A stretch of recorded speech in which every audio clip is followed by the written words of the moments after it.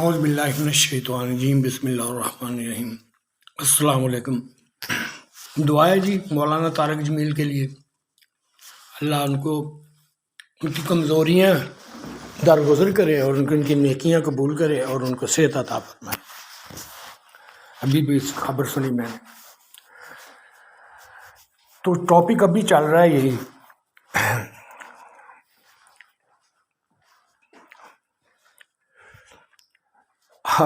very difficult to talk with the people who are really not so used to open talk with the different belief, different religion, the people who did not stay with the different country, live with a lot of religious people, Buddhist, Hindus, Sikhs, and Christians. So when the people have this experience, they become like a normal. They don't hate each other.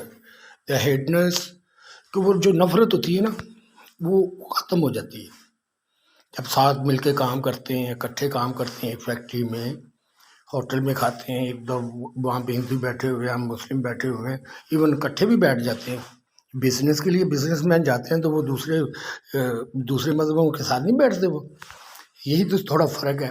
ہمارے عام آدمی کو جو village area میں ہیں، جو اتنے بیچارے زیادہ پڑھے لکھے نہیں ہیں، جن کو اتنا نالج دیا ہی نہیں گیا، تو وہ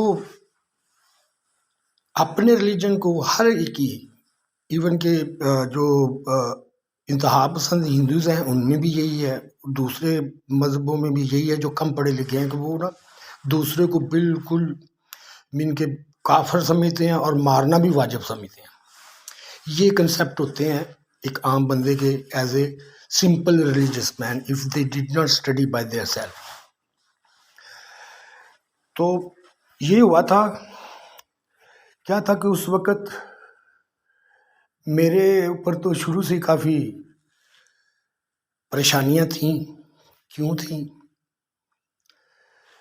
کیا کسی میں اگر کسی کو اتنا ٹارچر کیا جائے ساری زندگی، مار مار کر اس کا درگس بنایا جائے، اس کو پتہ بھی نہ ہو کہ اس کو کیوں مارا جا رہا ہے، تو اس کی کوئی وجہ تو ہوگی، کوئی قصور تو ہوگا۔ 3 بچے میں نے پالے دوست کے ساتھ، مدد کی، بیوہ عورتوں کے ساتھ شادی کی، اور ہیلپنگ ہینڈ۔ اب پاکستان میں جو نہیں رہنا چاہتے، جیسے ہمارے حالات ہیں آپ دیکھ لیں نا، اگر میں اسلام آباد میں رہتا یا کسی بڑے شہر میں رہتا تو ہو سکتا ہے کوئی آنے کا رسک بھی لے لیتی بیوی، لیکن وہ سفر اینڈ ہوا جب میں پاکستان میں پکا رہنے کے لیے آیا، کیونکہ یہ وعدہ میں نے پہلے لیا تھا کہ میں نے ایک دن پاکستان ضرور جانا ہے، اور آپ فالو کریں گے۔ ایک بیوی تو 2 دفعہ آئی بھی، لیکن کچھ کلچر ہی ایسا تھا، چلی گئی بہرحال۔ تو وہ جتنا ٹارچر ہوا تھا نا میرے اوپر، یا جس طرح مجھے ٹریٹ کیا گیا تھا جب میں پڑھنے کی طرف آیا، تو بہت اگریسو اور بہت گیو اپ۔ اس لیے پھر میں اپنے صوفی درگاہوں پہ جاتا رہا، وہاں پہ بیٹھتا رہا، باتیں یہی تھیں میری، جہاں پہ بھی گیا ہوں یہی باتیں کی ہیں۔ سب سے زیادہ مذمت مجھے یہاں پہ ہوئی ہے آ کے، کہیں پہ بھی میرے اتنی مخالفت، حوصلہ افزائی ہوئی، عزت ہوئی، لیکن اپنے لوگوں نے ہمیشہ روکا، اس سے اپنے لوگوں نے روکا، اس سے نہیں یار تم نہیں یہ باتیں کرو، کیوں؟ کبھی داڑھی نہیں ہے، کبھی تم نماز نہیں پڑھتے، کبھی تم نے بھنگ پی ہوئی ہے، حالانکہ ہوش میں ہوں، بات صحیح کر رہا ہوں، کوئی گرا ہو۔ قرآن میں بھی ہے کہ اتنی دیر تک آپ نزدیک نہ جائے جتنی دیر تک وہ الفاظ سمجھ نہیں، آپ کو میرے الفاظ سمجھ میں نہیں آ رہے، کیا میں بول رہا ہوں مجھے نہیں پتا۔ تو یہ کنڈیشن ہوتی ہے، جیسے آپ لوگ بیمار پڑ جاتے ہو تو کوئی چیز لے لیتے ہو، تو میں نے چھپایا نہیں کبھی کسی سے، اس لیے کہ یار جو میں اللہ سے نہیں چھپا سکتا چھپاؤں، تو پھر میں دنیا سے چھپاؤں گا نا، تو پھر یہ ہپوکریسی ہے، ٹھیک ہے۔ یہ تھی میری ایک سچائی اصل میں. یہ تو میں بھی چھپا سکتا تھا، مجھے بھی کہا گیا بڑے گھر میں آ جاؤ، ادھر آ جاؤ، بڑے کہا مجھے. نہیں بھائی، میں کیوں نہیں آیا آپ لوگوں کے پاس؟ کیونکہ میں آپ لوگوں کے پاس گیا تو 3 دفعہ میں آیا. ایون کوریا سے میں 5 سال کا ویزا کینسل کروا کے آیا، میں چھوڑ کے آ گیا میں ادھر. تو کیا تھا کہ ہمارا کلچر ہی ایسا ہے کہ کوئی بھی کہتے تو ہیں ہم نے مرنا ہے، جنت میں جانا ہے، لیکن یقین نہیں ہے کسی کو. He is more focus on this worldly life. ہم کہتے تو دوسروں کو ہے نا کہ ان کو آخرت پہ اس چیز کا آخرت پہ اعتبار نہیں ہے، ان کو ہوگا، ہمیں نہیں ہے. اگر ہمیں ہوتا تو ہم ایک دوسرے کا یہ حال کر رہے ہوتے. سمجھنے والی بات ہے نا. اب ذہن میں یہی آیا کہ میں نے بس میرا راستہ، میرا نبی، میری کتاب، باقی سب غلط ہے. ہر انتہا پسند ریلیجس مین میں یہی چیزیں گھسی ہوئی ہیں، جس کی وجہ سے یہ پرابلم چلتی رہتی. ریلیجن بھی بدنام ہوئے ان کی وجہ سے. جو پڑھے لکھے لوگ تھے جنہوں نے کافی محنتیں کی، ان کو بھی اگنور کیا گیا ایز اے ریلیجس. ایون کہ ریلیجس دنیا میں ایک گالی بن کے رہ گیا. صحیح کہتا ہوں میں، یہ ہوا. لوگ کہتے ہیں کہ ریلیجن کے بغیر ہی ٹھیک ہے. چلو anyway, everybody have to free to think. تو یہ تھا کہ میں پھر ادھر دوبارہ جب آیا تو وہی تھا، نہ گھر میں نہ باہر. کیوں باتیں کوئی بزنس کی کروں یا دوسری کروں تو پھر تو چلتا ہے. تو بزنس کی باتیں ہوتی تھی میری 4-5 منٹ کی، اس کے بعد میں پھر آٹومیٹک ادھر آ جاتا تھا. بس ایک بن گیا ایک جس کو میں روک ہی نہیں پایا. کیونکہ بزنس کی بات ہوتی ہے، آپ نے جو کرنی ہے اچھا یار کر لیں گے ٹھیک ہے، اس کے اوپر آپ نے قائم رہنا، وہ تو ختم ہو گئی، وہ تو بات ہی نہیں. اب اس پہ آپ جتنا لمبا جا سکتے ہو. جب میں نے یہ دیکھا پھر وہی حال، برے حال، بینک دہڑے ہو گئے میرے. ایون بچے، ایک دفعہ میری بیٹی نے کہا لے کے آؤ، ہمیں نہیں پتا یہ ہے وہ ہے، ہمیں باتیں ہوتی. میں نے کہا ان کے آپس میں کوئی مس انڈرسٹینڈنگ ہوگی. تو کیونکہ کاروبار تو سارا ان کے ہاتھ میں تھا، میں تو روٹی کھا رہا تھا، میرے بچے پڑھ رہے تھے شریعت میں، خرچہ بھی اتنا خاص نہیں تھا بہرحال. تو یہی سنتا تھا جی، میں صحیح بولتا ہوں، کرائے پہ گزارا ہو رہا ہے. تو میں بول بھی نہیں سکتا تھا اور کوئی اپرچونیٹی بھی نہیں تھی.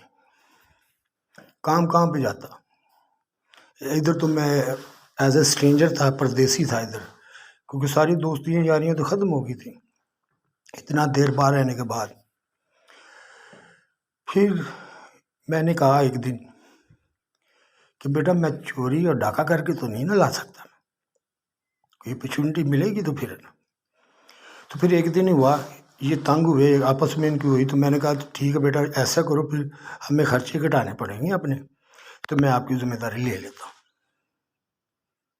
میں نے کیا میں نے کہا بیٹا اگر آپ لوگوں نے پڑھنا ہوگا نا تو آپ سرکاری اسکول میں پڑھ لو گے. کہ 6-7 ہزار دینا بہت مشکل ہے، کیونکہ کرایہ ہی تھا اس وقت، 7 ہزار کرایہ تھا، یہی مجھے ملنا تھا. کام اس وقت میرے پاس نہیں تھا. کام کے لیے گیا حاجی پولے کے پاس، تو وہاں پہ 12 ہزار پہ کام لگ گیا. 12-7-19 اس طرح میرا ایک سرکٹ چلنا شروع ہو گیا. اس کے بعد کیا ہوا، کمر میں درد ہوئی، تھوڑا فریکچر ہوا تو انفٹ ہو گیا. 6-7 ماہ bed rest and walk and eat the yogurt, یہ ہوا. اب یہ نہیں میں کہتا کہ مجھے کسی نے مس گائیڈ کیا کہ آپ دوائی کھا کے یا انجیکشن لگوا کے آپ کام پہ چلے جایا کرو. اب یہ باتیں جب میں سوچتا ہوں نا تو یہ بڑی پینفل ہوتی ہیں، جب اپنے ہی کوئی مشورہ ایسا دیں کہ اور ڈیمیج ہو جائے. اب یہ کہنا تو بنتا ہی نہیں ہے، کوئی جتنا کچھ ہو چکا ہے، جتنی سزا مل چکی ہے مجھے بھی، دوسروں کو بھی. ہو سکتا ہے میری غلطی ہو، میں غلط سوسائٹی میں آ کے باتیں کر رہا تھا. مسجد میں بھی گیا، ہر جگہ بھی کچھ سنے تو پھر ہے نا. ایون کہ ایک دفعہ میں جو میں بھی پڑھتا تھا قاری صاحب کے پاس ہی، وہ ٹاپک تھا کہ شادی کس مہینے کرنی ہے، محرموں میں کرنی ہے کہ نہیں. میں نے پورا خطبہ سنا، لیکن یہ نہیں بتایا کیسے کرنی ہے، کیونکہ انہی شادیوں کی وجہ سے، جہیز کی وجہ سے تو اتنی پرابلم آئی ہوئی ہے ہمارے ملک، اس کا نام تک نہیں. تو میں بیٹھ کے میں نے کہا چلو قاری صاحب سے بات کرتے ہیں. تھوڑی دیر میں بات کرتا ہوں، بتاتا ہوں کہ آپ نے یہ تو بتایا ہی نہیں کہ شادی کیسے کرنی ہے، جیسے حضور صلی اللہ علیہ وسلم نے کی ہے ویسے کرنی ہے کہ ایسے دھوم دھام سے کرنی ہے. تو مجھے بولنے نہ دیا گیا، مجھے پکڑ کے اچھے طریقے سے باہر بھیج دیا گیا. اس کے بعد پھر میں نے بتانا وغیرہ بند کر دیا. کسی کو موقع ملا، ہاں بچوں کے ساتھ یہ چیزیں میں ضرور شیئر کرتا تھا. پھر بچوں سے بھی مجھے روکا گیا، غصہ کیا گیا. جب بولنا تو ڈسٹرب کرنا، کوئی کام بھیج دینا، کوئی یہ شور کچھ نہ کچھ. تو میں سمجھ گیا اس کا سب سے زیادہ دکھ ہوتا تھا مجھے، سب سے زیادہ، جس کو میں بیان نہیں کر سکتا. میں نے کئی دفعہ اپنی بیٹیوں سے بھی کہا کہ میں آپ ان لوگوں کے ساتھ کیا پیسفل باتیں کرتا ہوں، میں کو انتہا پسند ہوں. میں تو آپ کو بتا رہا ہوں بیٹا، کسی کے ہتھے نہ چڑھ جانا. ینگ لوگ ہوتے ہیں وہ اپنے آپ کو کسی پرپس کے لیے استعمال کر لیتے ہیں. یہ تھا، اچھی باتیں تھیں بہرحال، جہیز کے بارے میں، پڑھائی کے بارے میں، یہ ساری چیزیں میری چلتی رہیں. اس کے بعد ہوا کیا کہ امریکہ سے ابی گل، اس نے مجھے فون کیا، کیونکہ میں اس وقت پوسٹ کرتا تھا فیس بک پہ، Sufism and Quran and other things. کوئی پرابلم نہیں چل رہی تھی. اب اس نے پوچھا مجھ سے کتنے کیا کام کرتے. تو میں اس وقت میں کام کرتا تھا، میرا خیال ہے مہینہ ہی تھا، کہ اس کے بعد پھر میں انفٹ ہوا کہ کام کافی تھا، اور روڈ ادھر کے جو تھے وہ آپ کو پتہ ہی ہے کیسے ہیں. تو میں باہر والے چکر میں بڑی محنت کی. میں نے حاجی صاحب کو بھی پتہ ہے، ان کا پرانا لیجر، میں نے وہ جس کو دیکھ کے ان کو غصہ آ جاتا تھا، وہ میں نے ختم کیا، اس کو میں نے ریکور کیا. شروع میں نئے آنے والے کو تو مشکل ہی کھاتے دیے جاتے ہیں، وہ سارے میں نے نبیڑے. اس کی وجہ سے کافی لوگ ناراض بھی ہوئے مجھ سے، کیونکہ وہ تو میرا کام تھا، جھوٹ میں بولتا نہیں تھا. تو یہ تھا کہ اگر کسی نے کہا 2 دن بعد آ جانا، میں نے چلا جانا.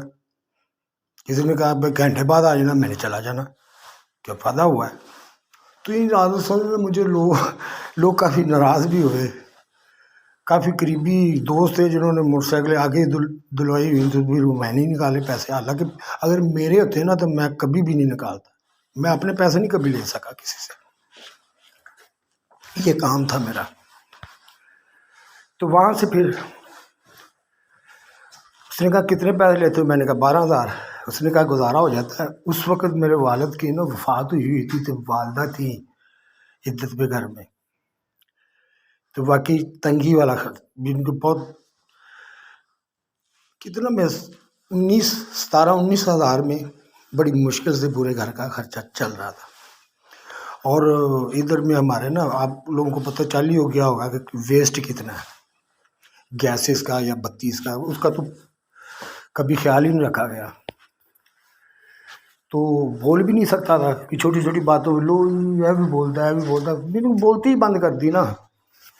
تب سمجھا نہیں کسی نے بھی کہ یار اس کے جتنی آمدن ہے اس کے مطابق چلنا ہے. تو اس نے مجھے کہا کہ میں اگر آپ کی مدد کر دوں تو غصہ تو نہیں کرو گے؟ آپ مجھے بتائیں میں کیا کہتا. میں نے کہا نہیں کرتا. لو جی، میری وہاں سے ہیلپ شروع ہوئی. سب راضی، کسی نے نہیں کہا. جب میرے اوپر نام آنا شروع ہوا نا، جب تھوڑا بلیم ہونا شروع ہوا، پھر میں نے بولنا شروع کیا. میں کہتا تھا میری جائیداد بک جائے، میرا ایمان نہ بکے. میں نے کبھی ہاتھ نہیں پھیلایا تھا، کبھی میں نے لوگوں کو دیا تھا، کبھی مانگا نہیں تھا. بڑا ٹارچر تھا وہ. بعد میں بھی ہوا، شیخ صاحب کے پاس بھی گیا، دوستوں کے پاس گیا، یار یہ کاغذ، یہ میرا مکان ہے، یہ میری دکان ہے، آپ یہ مجھ سے لے لیں. لیکن میں ان بچوں کو ایسے چھوڑ کے نہیں جا سکتا. ان کے ذہن میں یہی تھا، پتہ نہیں کس نے ڈالا، کیوں ڈالا، کہ تو جا چپ کر کے جدھر مرضی جی اگے سے ٹر جانا ہے۔ تو اب تو کیسے جا سکتا تھا میں کہتا تھا بھی کو آؤ کسٹڈی لو ان کی، میرا مکان بھی لے لو، دکان بھی لے لو، لیکن کوئی تو آئے آگے، لیکن کوئی بھی چپ، یہ تھا، کوئی جواب نہیں، جیسے میری بات کوئی سنتا ہی نہیں تھا۔ یہ میرے ساتھ کیوں سلوک کیا گیا ویسے؟ کیا میں انسان نہیں تھا؟ کیا اگر میں دین کی بات کرنے کا میرا حق نہیں ہے؟ کیا خامی تھی مجھ میں، یا کیا خوبی تھی دوسروں میں؟ میں نے قرآن کو ہی کتاب ایسے لیا نا، وہی شیئر کی نا، وہی تو بتاتا رہا نا میں، تو کیا وہ میں غلط کرتا رہا کہ اس کو سمجھ کے پڑھیں، اس کے اوپر غور و فکر کریں؟ یہ غلط تھا میں؟ کیا میرا اتنا بھی حق نہیں تھا؟ مجھے گلے لگایا جاتا، عزت دی جاتی، تو میں تو صرف عزت کا ہی بھوکا تھا، پیسے کا تو نہیں تھا میں۔ بہرحال پتہ نہیں کیا مجبوریاں تھیں، یہ اللہ جانتا ہے، مجھے تو ابھی تک انہوں نے نہیں بتائی، مجھے تو بچوں نے چپ اٹھا لی ہے، وہ نہیں بتاتے مجھے۔ تو میں نے اپنے بچوں کو کہا تھا، بیٹا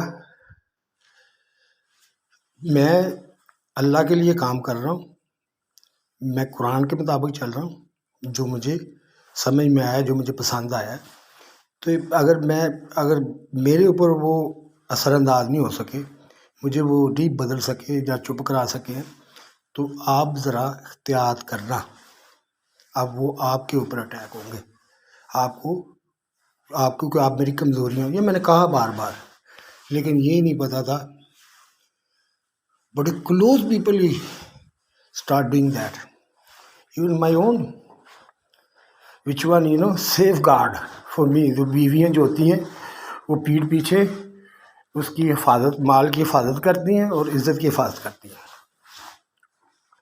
اتنے انسیڈنٹ ہوئے، خوف زدہ ہوا، زیادہ گھر پہ فوکس کرنا شروع کیا، یہی تھا۔ جب کبھی بھی پرابلم ہوئی، میں نے ہمیشہ کوشش کی میں کو اپنی چیز بیچ کے، مکان ہے، دکان ہے، یہی تو تھا میرے پاس۔ ویسے بھی جو جائیداد کا جو بٹوارا کیا گیا تھا، مجھے پوچھ کے تو نہیں کیا گیا تھا، یا مجھے بتا کے تو نہیں کیا گیا تھا، وہ تو پہلے ہو گیا تھا، مجھے یہ انہوں نے دے دیا۔ تو اب سارا شہر سن رہا ہے، گواہ ہے، کیا اس وقت انہوں نے جھوٹ بولا تھا میرے ساتھ کہ یہ آپ کو نہیں دی؟ آج بھی میں نے شیخ صاحب سے بات کی ہے، میں نے کہا شیخ صاحب میں ذلیل ہو رہا ہوں، میں دین کا کام کرتا ہوں، میں کچھ بیچتوں ہوں، کچھ میں اپنی اولاد کو دوں، وہ بھی رل رہی ہے، کچھ میں اپنے اوپر لگاؤں، میں بیٹھ کے کام 4-5 سال میری زندگی اور ہو جائے گی، اگر زیادہ سے زیادہ بھی ہوئی تو میں کم از کم ہاتھ تو نہ پھیلاؤں کسی سے، تو میرے ساتھ کچھ کریں، اچھا کچھ سوچتے ہیں، اچھا کچھ سوچتے ہیں۔ تو میں حیران رہ جاتا ہوں، اتنے ریلیجیس لوگ، کیا وہ ڈرامہ ہی کیا میرے ساتھ؟ ماں کے پاس لے کے گیا، ماں کو بھی راضی کیا، اس کے سامنے پھر بدل گئے۔ کیا میں بیٹا نہیں ہوں، انسان نہیں تھا، کیا نہیں تھا؟ میں کیا غلط کیا میں نے؟ آپ لوگوں کی عزت بنائی اور آپ لوگوں نے خود ہی گوائی۔ میں عزت بناتا رہا اسلام کی، آپ کی وجہ سے خراب ہوتی رہی۔ یہ جو 6-7 ماہ ہوئے ہیں، جو بازار میں، گھر میں، ادھر میں سارا، تو وہ کیا لوگ دیکھتے نہیں تھے کیسی کیسی حرکتیں، کیسے کیسے جملے، حتیٰ کہ مجھے وہ ہاتھ میں وہ بیلٹ لے کے بھی چلو میں بھی ڈر ہی جائیں، تو پھر مجھے کیا کہتے، تو بس ان کے بس ڈرانا یا ماردا نہیں۔ میں پھر بھی حیران رہ گیا، یہ کیوں چاہتے ہیں میں ماروں ان کو؟ پش کیا گیا، اتنا نفسیاتی ٹارچر تھا کہ آپ یقین، تو میں کیا کرتا، ہوش میں تو ٹکریں مارتا بندہ، تو آپ سٹیرائڈ لیتے ہو، معدے میں جاتی ہے، کبھی اعتراض کیا؟ اس کو بھی دوائی سمجھ لیتے آپ؟ میں نے کئی دفعہ سوچا کام کر پاؤں گا تھوڑا، دنیا میں چل پاؤں گا تھوڑا، نہیں تو آپ دیکھیں نہیں کیا ہوتا ہے میرا حال، یہ دیکھیں، 4 ادھر پوری ہاکی اسٹک ہے، کوئی قصور نہیں تھا میرا، نہ میری اپنی لڑائی تھی، مجھے تو پتہ نہیں 13-14 ادھر ہے، اور جسم کا کوئی ایسی جگہ نہیں تھی جہاں پہ نشان نہ ہو، اور یہ بار بار ریپیٹ ہوا. تو کیا وہ آدمی آپ کے ساتھ ایسے سموتھ بات کر سکتا ہے؟ جو اگر کوئی بات کرنے کی کوشش بھی کرے تو اس کو بڑے دن کے بڑے روڈ طریقے سے اس کو چپ کرا دیا جائے. کیوں؟ میں امیر نہیں ہوں، میں ایک عام آدمی ہو گیا ہوں. اس لیے یہ تھا ہمارا سوچنے کا انداز. اس میں سب سے زیادہ جو میں سمجھتا ہوں جو رسپانسبل ہیں، کوئی اسٹیبلشمنٹ نہیں ہے، کوئی دوسرے لوگ نہیں ہیں. یہ ہمارے مجاہدینوں کی بات بھی نہیں کرتا میں، دوسرے جو ہے میں کرتا ہوں جو ہمارے علاقے کے جو مولانا حضرات تھے، یا جو لوگ اپنے آپ کو مسجد کا آدمی سمجھتے تھے. وہ تو جانتے تھے میں کیا باتیں کر رہا ہوں. وہ رو سکتے تھے. ممبر کی طاقت کا آپ لوگوں کو نہیں پتا؟ تو کیا ممبر کی طاقت آپ نے اپنے بندے کے خلاف ہی کی؟ اس طرح میں آپ کے اوپر غصہ پتہ کیوں ہوتا تھا؟ اس لیے ہوتا تھا میں کہ یار وہ آپ کو ایکسپوز کر رہے ہیں. میں دین کی باتیں کر رہا ہوں اور آپ میرے اوپر ٹارچر کرا کے وہ آپ کو ایکسپوز کر رہے ہیں اور مجھے بھی دکھا رہے ہیں آپ دیکھیں ان کو. لیکن میں تو نہیں بدلا. ہاں اتنا ضرور ہوا کہ جو میرے خیالات ان کے بارے میں تھے کچھ زیادہ سے، اب وہ 50-50 ہو گئے کہ بھئی تماشا تو سب نہیں بنایا پھر. لیکن پھر بھی انسانیت کے لیے ایک اپنا ڈیوٹی سمجھ کے میں کرتا رہا. سوشل میڈیا پہ کیا حال ہے ہمارا، یہ ہمارا سٹینڈرڈ ہے. دنیا نہیں دیکھتی. جو میں بھی چیز دیکھتا ہوں، آپ مجھے ٹینشن کر کے بچیوں کا ڈرا کے مجھے دکھایا گیا، میں دیکھتا تھا کہ کوئی مجھے کچھ پتہ ہی چل جائے، کیونکہ میرے ساتھ تو کوئی بھی بات ہی نہیں کرتا، کوئی شیئر ہی نہیں کرتا ان کے ساتھ کیا ہوا، کہاں گئے، یہ کوئی بات نہیں. تو پھر میں نے کیسے ان کے بارے میں جاننا تھا؟ سوشل میڈیا کے ذریعے. تو وہاں پہ کتنا پوری دنیا میں پیسے کمائے گئے. کسی نے سوچا کہ ہم یہ بالکل حرام کا دھندا کر رہے ہیں سوشل میڈیا پہ؟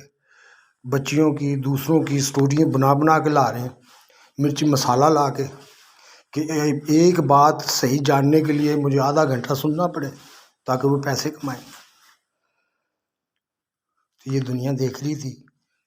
تو کیا میچ ہمارا گیا؟ کیسے وہ سوچتے ہوں گے؟ اسی وجہ سے سارا میری اتنی محنت